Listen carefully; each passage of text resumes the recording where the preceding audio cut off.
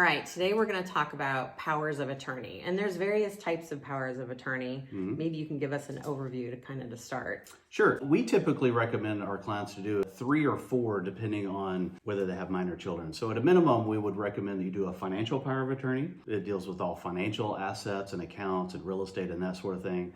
A healthcare power of attorney, which is very easy to explain. Basically, if you are able to communicate, you determine your own healthcare decisions. But a healthcare power of attorney is if you can't communicate, you're designating someone to direct your healthcare decisions for you.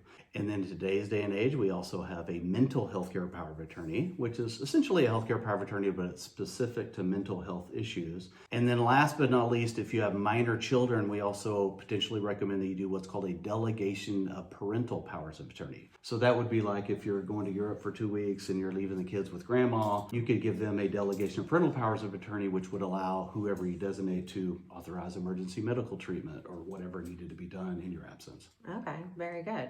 Well, and one of the powers of attorney that we deal with very commonly in real estate is, say there's a husband and wife buying a home and the wife or husband has to be out of the country on business at the time of closing and they won't be here to sign their final paperwork.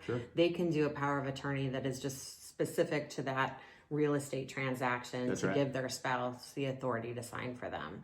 So that's something that a lot of people feel like, oh, I don't want to do a power of attorney because then they feel like they're doing a power of attorney for everything. But you can do a power of attorney that's specific just to that transaction. That's right. Or you could do a general one that would include real estate transactions and everything else, really. And that's what we typically do for our clients is a general one. But to your point, a lot of times title companies would want to see a specific one to a specific transaction. But, and you're right, those are very common as well. Okay, very good. Well, thank you. You're welcome.